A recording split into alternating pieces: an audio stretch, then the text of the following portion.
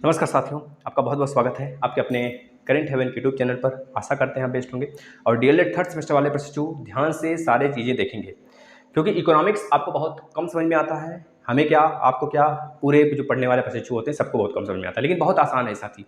आज आपको हम जो जो वर्ड बताएंगे आपके डीएलएड थर्ड सेमेस्टर के लिए भी काम देगा और प्लस प्रशिक्षु आपके यूपीटेट, सीटेट, सुपरटेट सारे जगह काम देने वाला है। आज हम 5-6 वर्ड समझाएंगे जो आप बहुत ज़्यादा कंफ्यूजन में होते हैं, जैसे कि रिवर्स रेपो रेट, एमएसएफ क्या होता है, मार्जिनल सिक्योरिटी प्राइस आता है ना, मार्जिनल करके होता है ना, क्या होता है मार्जिनल, इसको बोल देते हैं मार्जिनल, क्या बोला जाता है बता दो तो, एमएसएफ को क्या बोला जाएगा, एमएसएफ। एमएसएफ का फुल फॉर्म क्या होगा, मार्जिनल स्टैंडिंग फैसिलिटी होता है ना, मार्जिनल स्टैंडिंग फैसिलिटी, इसको लिख लेंगे यहाँ पर फुल फॉर्म। और बैंक रेट, ये चारों चीज़ों आपको समझाएंगे। सीआरआर, एसएलआर क्या होता है, उसके according MSF, repo rate, bank, CRR, SLR जब बढ़ेगा तो ब्याज बढ़ेगा, लोन बढ़ेगा, मतलब क्या इसमें अंतर आएंगे, सारी चीज़ें बताते हैं। आप खुद सोचिए, अगर आरबीआई, सबसे पहली बात है आप इतना समझिए कि RBI reserve bank of India, जिसकी स्थापना 1934 के एक्ट के थ्रू 1935 में हुआ था और 1949 में इसका राष्ट्रीयकरण हुआ था। आरबीआई पापा है सारे बैंकों का, SBI, PNB, bank of Baroda, UCO, जितने भी बैंक हैं सबके पापा के रूप में इसको देखा जाता है। ये गार्जियन है, गार्जियन बोलते हैं ना, घर का गार्जियन के अनुसार सारे काम होते हैं, तो ये गार्जियन है। अभी इस अवस्था में आपको बताया साथी, जो आरबीआई है वो इनको कंट्रोल करता सारी बैंकों को। अब सबसे पहले हम आते हैं रेपो रेट पे। रेपो रेट क्या होता है, रेपो रेट मतलब आरबीआई खुद बोलता है साथी कि जो रेपो रेट है, जितने बैंक हैं, अगर जिनकी सारे बैंकों के पास पैसे की कमी है, वो पैसा देना चाहते हैं मार्केट में, महंगाई को मतलब मार्केट में इन्फ्लेशन मतलब कैश बढ़ाना चाहता है, अगर आरबीआई देख रहा है मार्केट ढीला ढाला हो गया, कोई चीजें प्रोडक्टिविटी बन तो रही नहीं, खरीदा नहीं जा रहा है, तो ऐसे में आरबीआई रेपो रेट को क्या कर देता भाई, रेपो रेट को घटा देता है। रेपो रेट को जब घटाएगा साथी, तो ऐसे में सारे बैंक, पहले तो याद रखेंगे रेपो रेट का मतलब कि जितने बैंक हैं कमर्शियल या फिर जो भी जितने भी बैंक हैं, सब के सब बैंक जब पैसा लेने जाते हैं आरबीआई से, तो आरबीआई जो टैक्स लगाता है उसे कहते हैं रेपो रेट। इस चीज को याद रखना है। अब जितने कमर्शियल बैंक हैं, अगर अपना पैसा जमा करने जाते हैं आरबीआई में, तो वहां पर जो आरबीआई द्वारा टैक्स लगाया जाता है उसे कहते हैं रिवर्स रेपो रेट। दोनों बातें समझ में आ गई। अब एक चीज और आपसे पूछा जाएगा, यहाँ पर रिवर्स रेपो रेट ज्यादा होगा कि रेपो रेट ज्यादा होगा? तो रेपो रेट जो इस समय चल रहा है कि लगभग 4% के आसपास में है करंट का, तो वह चल रहा है। मतलब कि अगर सारे के सारे बैंक मतलब आरबीआई से पैसा लेते हैं, तो आरबीआई क्या काम करेगा, उनसे 4% ब्याज लेगा। ठीक है, ये चीजें याद रखेंगे। अगर आरबीआई के पास जो पीएनबी बैंक हो गए, सारे बैंक जितने हो गए, bank of Baroda, PNB, SBI, ग्रामीण, यूको, ये सब सारे के सारे बैंक हो गए, अगर अपना पैसा ज्यादा इनके पास है, तो आरबीआई जबरदस्ती अपने पास रखवाता है। अरे लाओ, इधर लाओ, पैसे लाओ, हमारे पास जमा करो, हम तुमको इतने रुपए टैक्स देंगे। लेकिन याद रखना हम अपने तरफ रखवा रहे हैं, आपकी सिक्योरिटी मनी मतलब आपके पैसे हम रखवा रहे हैं, तो इसमें हम आपको कम रिवर्स रिपोर्ट देंगे, मतलब जो ब्याज होगा वो कम पे देंगे। इस तरह से जब आरबीआई द्वारा पैसा जमा कराया जाएगा तो उसे कहेंगे रिवर्स रेपो रेट। अब बैंक अगर आरबीआई से मांगने जाएगी तो उसे कहेंगे रेपो रेट। इस बात को समझ में आ गया? हमेशा रेपो रेट का जो दर होता है ज्यादा होता है, क्योंकि बैंक जो होते हैं सारे के सारे, वो बैंक सारे के सारे आरबीआई से पैसा लेने जाते हैं, तो आरबीआई टैक्स रेपो रेट लगाता है। ठीक है ना, इस चीज को याद रखना। रेपो रेट क्या होता है समझ में आ गया होगा। अब रिवर्स रेपो रेट क्या होता है समझ में आ गया। अब रेपो रेट क्यों लगाया जाता है साथी? अगर मार्केट में आपको पता है कि कोविड-19 की स्थिति थी, उस कोविड-19 में आपको पता है साथी कि हर आदमी को रोजगार चाहिए था, रोजगार नहीं था। इस तरह से मोदी जी ने आरबीआई से बोला कि भाई आप जो है अपना रेपो रेट सस्ता कर लो। जब सस्ता कर लोगे तो बैंक आपसे पैसे ज्यादा लेंगे, बैंक ज्यादा पैसा लेने लगेंगे आपसे। जब ज्यादा बैंक पैसा लेंगे आपसे और उस पर उनको ब्याज कम देना है, आप खुद सोचो, अगर कोई बैंक है 5% आपने रेपो रेट लगाया है, वो बैंक ले जा रही है 5 लाख रुपए, 5 करोड़ रुपए मान लेते हैं, 5 करोड़ रुपए आपसे बैंक पैसे ले रही है उस समय जब आपने 5% लगाया है। लेकिन आप इसको सस्ता करेंगे 3%, तो बैंक क्या करेंगी, बैंक करेगी 3% हो गया रेपो रेट, तो बैंक बहुत ज्यादा पैसे ले लेंगी। अब बैंक का काम होता है, बैंक की जो आमदनी होती है वह हम लोग को उधार दे के होती है। जो बड़े बड़े उद्यमी होते हैं, जो बड़े बड़े व्यापारी होते हैं, उनको पैसे उधार देती है, वह कहीं इन्वेस्ट करते हैं और उसको एक तरह से ब्याज मिलता है बैंक को। बैंक की कमाई यही है। ठीक है ना। तो बैंक को जब कम रेट में पैसे मिलेंगे तो सारे बैंक टूट पड़ेंगे पैसा लेने। अब ऐसे में जब मोदी जी ने कहा कि अब रिवर्स रेपो रेट, मतलब बैंक से बोला गया भैया आप रेपो रेट अपना कम कर लो, ऐसे में सारे बैंक पहुंच गए पैसा लेने। अब सारे बैंक पहुंचे तो मार्केट में बहुत सारा तरलता आ गया। तरलता का मतलब कैश, मार्केट में बहुत सारे कैश आ गए। अब जो भी जाता था वो अपना एक तरह से कोई रोजगार चलाने लगा, सबको खाने की कमी थी, वो मतलब इन्फ्लेशन जो था वो कम हो गया, महंगाई घट गई, महंगाई घट गई। इस चीज़ को मतलब एक तरह से जो सच में देखने को मिल रहा था हमको, वो चीज़ें हमको देखने को मिली। मतलब कि सारे लोग को खाना पीना मिलने लगा आसानी से, वो अपना रोजगार कर लिए, इस तरह से सारी चीज़ें हमको देखने को मिली। कब? जब रेपो रेट घटाया गया। लेकिन जब महंगाई बढ़ती है इसका मतलब क्या होता है कि अब इस पूरे मौद्रिक नीति को कंट्रोल करने का काम आरबीआई करता है। उस समय रेपो रेट का कार्य है, मतलब एक तरह से महंगाई कब बढ़ेगी कब घटेगी आरबीआई ही तय करता है। बस आप यहाँ पे ये समझते चलें रेपो रेट क्या है, रिवर्स रेपो रेट क्या है। समझ गए इन दोनों बातों को? चलिए आगे चलते हैं। रेपो रेट मतलब कि बैंकिंग, सारे बैंकिंग जो सेक्टर है वो आरबीआई से जब पैसा लेते हैं तो उस पर जो ब्याज दिया जाता है उसे कहते हैं रेपो रेट। और रिवर्स रेपो रेट मतलब कि जब सारे बैंक के पास जब बहुत सारे पैसे आ जाते हैं तो वो जमा करने जाते हैं आरबीआई के पास, या फिर आरबीआई जमा करवाता है उनसे, तो उसपे जो आरबीआई टैक्स देता है उनको, उसे कहते हैं रिवर्स रेपो रेट। जो रेपो रेट होता है वो बैंकों द्वारा दिया जाता है आरबीआई को, और जो रिवर्स रेपो रेट होता है वो आरबीआई द्वारा बैंकों को दिया जाता है। इस बात को याद रखना। अब आते हैं एमएसएफ। एमएसएफ मतलब मार्जिनल स्टैंडिंग फैसिलिटी। यह चीज मतलब कि यह बहुत शॉर्ट टर्म के लिए होता है, मतलब एक दिन के लिए कोई बैंक अगर पैसा उधार लेती है तो यह एक दिन का टैक्स होता है, यह भी बैंक के ही द्वारा होता है साथी। और बैंक रेट जैसे कि रिवर्स रेपो रेट है, यह 2 से 14 दिन के लिए होता है। अगर आप उधार लेना चाहते हो बैंकिंग के लिए, मतलब जो भी बैंक अगर 2 से 14 दिन के लिए उधार लेना चाहते हैं तो रेपो रेट पे लेंगे। जो एक दिन के लिए लेना चाहती है बैंक आरबीआई से उधार तो उसे हम क्या कहेंगे, एमएसएफ कहेंगे, मार्जिनल स्टैंडिंग फैसिलिटी। और जो बैंक रेट होंगे इसमें क्या होता है कि बड़े बड़े उद्यमी आ जाते हैं, मतलब एक तरह से बहुत बैंक को काफी दिन तक, मतलब दीर्घकालिक के लिए, दीर्घकालीन के लिए चाहिए पूरा का पूरा पैसा, तो उसे कहते हैं भैया हम क्या कहेंगे, दीर्घकालीन के लिए चाहिए पैसा बैंकों को, तो उसे हम कहते हैं बैंक रेट। बैंक रेट सबसे अधिक होता है, याद रखेंगे। सबसे कम जो रेट होता है वो क्या होता है हमारा, रेपो रेट होता है। रेपो रेट सबसे कम होता है, जितना ज्यादा आप कम समझे रेपो रेट कम होगा, रेपो रेट बढ़ भी सकता है, लेकिन मार्जिनल स्टैंडिंग फैसिलिटी से रेपो रेट कम होता है। और सबसे अधिक रेट होता है यह, जो कि अधिक समय के लिए, यानी कि जो अति अल्पकालिक के लिए, अति अल्पकालीन के लिए जो रेट होता है बैंक आरबीआई द्वारा बैंकों पे लगाया जाता है उसे कहते हैं एमएसएफ, यानी एक दिन के लिए। और जो थोड़ी सी अल्पकालीन के लिए होता है उसे कहते हैं रेपो रेट, और जो दीर्घकालीन के लिए होता है उसे बैंक रेपो रेट कहते हैं। अब रिवर्स रेपो रेट हमने बताया, यह क्या होता है, यह आरबीआई जो है, आरबीआई पैसा रखवाता है उसके ऊपर टैक्स देता है। किसको, PNB bank, bank of Baroda, UCO, RBI, इन सबको, उसे कहा जाता है भैया रिवर्स रेपो रेट, ठीक है ना। अब यहाँ पर सीआरआर एसएलआर क्या होती है साथी, इसको समझ लेते हैं। ये बहुत ही ज्यादा मायने रखता है आपको समझने, या बहुत ज्यादा बच्चे कंफ्यूज होते हैं। सीआरआर का मतलब होता है कैश रिजर्व रेशियो।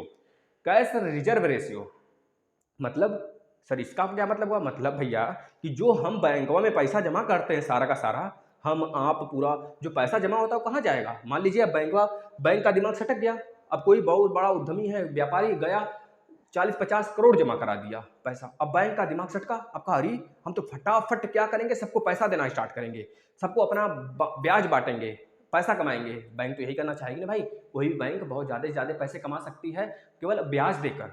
लेकिन पापा बैठा है ऊपर आरबीआई, वो साफ साफ बोल रहा है भैया जो आपके पास 5 करोड़ आया है ना उसको अब हम कंट्रोल करेंगे, कैसे क्या क्या करना है। जो सीआरआर होता है कैश रिजर्व रेशियो, मतलब कि कितना भी आपके पास पैसा आ जाए, क्योंकि आरबीआई कंट्रोल करती है मौद्रिक नीति को साथी।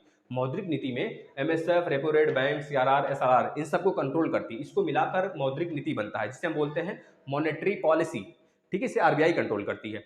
तो आरबीआई नहीं चाहेगी कि हमारे मार्केट में, हमारे पूरे भारत में वेनेजुएला एक देश था उसके जैसा 10 लाख का नोट छप जाए। 10 लाख का नोट छपने का मतलब समझ रहे हैं, आपको अगर एक टॉफी खाना होगा तब भी 20 लाख रुपए लेके जाना होगा, लो भैया 5 रुपए का टॉफी 20 लाख का मिल रहा है। इसमें महंगाई बहुत बढ़ जाएगा, खाने के लिए आदमी मरने लगेंगे साथी। सोना खरीदना होगा तो 20 ट्रक आपको पैसे लेके जाने पड़ेंगे, लो ले जाओ पैसे। तो इस तरह से समझ रहे हो ना, पैसा ज्यादा छापने से लोग अमीर नहीं होते हैं, पैसा ज्यादा छापने से महंगाई इतना बढ़ जाता है उससे देश की स्थिति खत्म हो जाती है, जैसे वेनेजुएला में हुआ था। समझ रहे ना साथी।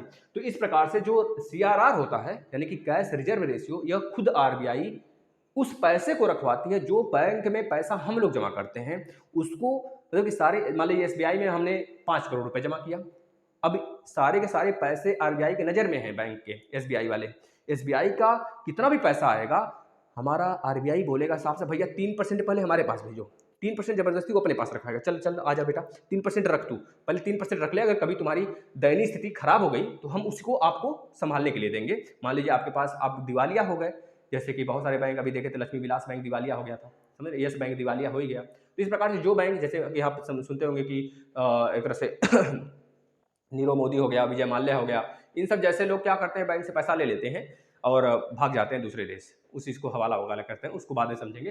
लेकिन जो सीआरआर होता है, इसमें जितने पैसे आप जमा किए उसका 3%, 4%, जितना भी इस समय परसेंट चल रहा हो, करंट में शायद 3 दशमलव कुछ परसेंट है, 3.5%, ऐसे 3% है शायद, 3% यह सारे बैंक में जमा हुए पैसे का 3% वह आरबीआई अपने पास रखवाएगी, एसबीआई का या फिर किसी बैंक का।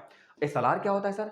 एसएलआर का मतलब होता है साथी, एसएलआर का मतलब होता है स्टैचुरी लिक्विडिटी, स्टैचुरी लिक्विडिटी, लिख लीजिए, लिक्विडिटी स्टैचुरी का स्पेलिंग लिख देते हैं, STATUTARY, statutory liquidity, LIQUIDITY, liquidity ratio है ना, यह चीज, मतलब एसआरआर का मतलब स्टैचुरी लिक्विडिटी रेशियो। अब ऐसे नहीं छोड़ेगा बैंक, अब कहेगा भैया बैंक कि भैया अब हमको ना एसएलआर भी चाहिए। एसएलआर का मतलब 18.5% भी आपको रखना होगा। कभी मान लो तुम दिवालिया हो गए, कभी तुमको जरूरत पड़ गया पैसे का, तो भैया कहाँ से आएगा पैसे? तो इस तरह से आपको आरबीआई के पास एसएलआर और सीआरआर यह रखना पड़ता है साथी। एसएलआर का मतलब कि स्टैचुरी लिक्विडिटी रेशियो, जितना आप लाओगे पैसे बैंक में जमा करोगे, हम लोग जितना जमा करेंगे, पब्लिक जितना जमा करेगी, उसका 3% तो सीआरआर, मतलब वो तो रखा जाएगा, और प्लस 97%। अब बैंक फ्री थोड़े हो जाएंगे, 97% दो भैया सबको ब्याज कमाओ, ऐसा नहीं करेगा आरबीआई, छोड़ेगा नहीं। आरबीआई कहेगा भैया एसएलआर भी है, आपको 18.5% पैसा और रखना पड़ेगा अपने बैंक का, समझ रहे हो। इस समय शायद ये दोनों चेंज हुए हैं कुछ, आप लोग देख लीजिएगा, लेकिन आपको बस समझाना है, यहाँ पर समझना है क्या होता है, सारी चीज समझ गए, सारी चीजें एक बार हम रिवाइज करते हैं। रेपो रेट मतलब जो आरबीआई बैंकों को पैसा देती है, समझ रहे ना, आरबीआई जो बैंकों को पैसा देती है उस पर जो रेट लगता है उसे क्या कहते हैं हम लोग? रेपो रेट कहते हैं। मतलब कि आरबीआई द्वारा पैसे लिए जाते हैं। जैसे हमने बैंक को 5 लाख रुपए दे दिया, अब 5 लाख रुपए वो हमें कब वापस करेगा, कब नहीं करेगा, उसमें हम 5% का ब्याज लेंगे, यह हो गया रेपो रेट। अब रिवर्स रेपो रेट मतलब कि बैंक हमारे पास आकर पैसा जमा कर रहे हैं, जो बैंक हैं उसको हम जबरदस्ती, पैसा ज्यादा हो गया उनके पास, हम कहें भैया आप देखो बैंक में काम धंधा तो चल नहीं रहा है, अब आप क्या काम करो, जितने पैसे आपके पास जमा हुए हैं वो पहले हमारे पास लाके जमा करो, फटाफट जमा करो, हम आपको ब्याज देंगे। तो बैंक सारे कहते हैं भैया जब मार्केट में पैसा जा ही नहीं रहा है, काम धंधा बंद है कोरोना के समय, तो चलते हैं आरबीआई के पास जमा कर देते हैं, आरबीआई हमको खुद कमाएगा, आरबीआई से कमाते हैं फिर। तो आरबीआई के पास जो पैसा जमा करते हैं बैंक, उसे क्या कहते हैं हम? Reverse repo rate. यानी कि अब हमको बैंकों को देना पड़ेगा रेट, रिवर्स रेपो रेट हमेशा रेपो रेट से कम होता है, इस बात का याद रखना। एमएसएफ मार्जिनल स्टैंडिंग फैसिलिटी, अगर किसी बैंक को एक दिन के लिए पैसा चाहिए तो उसे मार्जिन स्टैंडिंग फैसिलिटी कहते हैं। और बैंक रेट क्या होता है? जब लॉन्ग टर्म के लिए, बहुत लंबे समय के लिए पैसा चाहिए होता है किसी बैंक को, तो उसे कहते हैं बैंक रेट। सीआरआर क्या होता है? जितना पैसा पब्लिक का होता है वो बैंक में अगर जमा होता है तो उसका जो परसेंट आरबीआई अपने पास रखवाता है उसे कहते हैं सीआरआर। और एसएलआर क्या होता है? एसएलआर का मतलब स्टैचुरी लिक्विडिटी रेशियो, इसमें भी 18.5% पैसा वो बैंक आरबीआई अपने पास रखवाता है, इस बात को याद रखना है आपको। अब ये सारे के सारे जो टर्म हैं, रिवर्स रेपो रेट को निकाल दीजिए, तो यह सारे के सारे टर्म जो है MSF, repo rate, bank rate, CRR, SLR, इस पूरे को मिलाकर मौद्रिक नीति यानी कि हम क्या कहते हैं?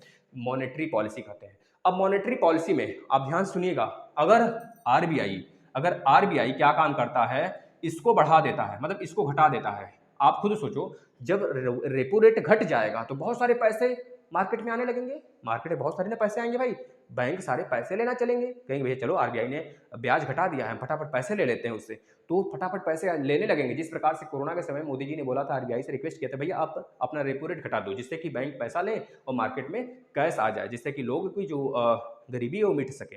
तो ऐसे में जैसे ही यह घटा, एमएसएफ यानी मौद्रिक नीति घटाया गया, वैसे ही आप बताओ ब्याज तो घटा होगा, तभी तो बैंक पैसा लेने चले गए। अब जब ब्याज घटेगा तो लोन यानी कि साख जो लोन होगा वो ज्यादा लेने लगेंगे लोग ना, आप खुद बताओ। अच्छा एक काम और कर ले, पहले हम बढ़े वाला सुन लेते हैं, बढ़ाना। पहले देखो, अगर रिवर्स रेपो रेट यानी कि monetary policy, reverse repo rate बढ़ा दिया बैंक, रिवर्स रेपो रेट बढ़ा दिया तो बैंक क्या करेंगे, कम पैसा लेंगे। ऐसे में ब्याज बढ़ा, यानी कि आरबीआई द्वारा ब्याज बढ़ाया गया। जब ब्याज बढ़ा दिया गया तो यानी कि जो भी पैसे होंगे, लोन होंगे, वो कम लिए जाएंगे बैंक के द्वारा। भैया रिवर्स रेपो रेट बढ़ गया है तो बैंक से आरबीआई से लोग मतलब बैंक सारे के सारे पैसे कम लेंगे। अब जब बैंक पैसे कम लेंगे तो हमारे जो पब्लिक है वो भी पैसे कम लेगी, क्योंकि हमेशा हमेशा याद रखना बेस प्राइस क्या होता है।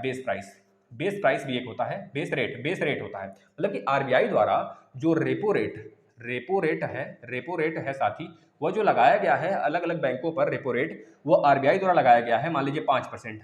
तो हमें क्या बैंक से, जो कॉमर्शियल बैंक है उनसे हमें पैसे क्या उसी रेट पे मिलेंगे? नहीं। जब 5% आरबीआई द्वारा लगाया गया है तो बैंक सारी हमें 10% पे देंगी भाई, इस चीज को याद रखना। अगर आरबीआई रेपो रेट लगाता है 20% तो बैंक हमें 30% पे देंगे साथी, हमेशा याद रखना इस बात को, क्योंकि तब बैंक भी तो कुछ कमाएगा भाई।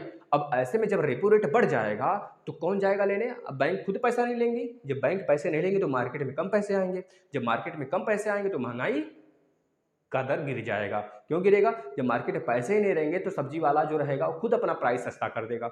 जो 100 रुपये की सब्जी थी वो 2 रुपये, 5 रुपये, 40 रुपये ऐसे बेचने लगेगा। तब ऐसे में क्या होगा, महंगाई की दर कम हो जाएगी, यानी इन्फ्लेशन कम होगा। तो याद रखना, जब ब्याज बढ़ेगा तो लोन घटने लगेगा, यानी जब ब्याज बढ़ाया जाएगा आरबीआई द्वारा तो बैंक क्या करेंगे, लोन कम लेंगी। ऐसे में जब लोन कम लेंगी तो आप खुद बताओ, साख यानी कि लोगों के पास जो कैश होगा वो तो कम होगा, मार्केट में वो कम हो जाएगा। और डिमांड क्या होगा, डिमांड भी कम हो जाएगा साथी। जब कैश कम होगा लोगों के पास तो डिमांड ऑटोमेटिक कम होगा। आप क्या खाओगे? जब कैश है ही नहीं आपके पास, पैसा है ही नहीं जेब में, तो आप क्या खाओगे? कुछ नहीं खाओगे भाई।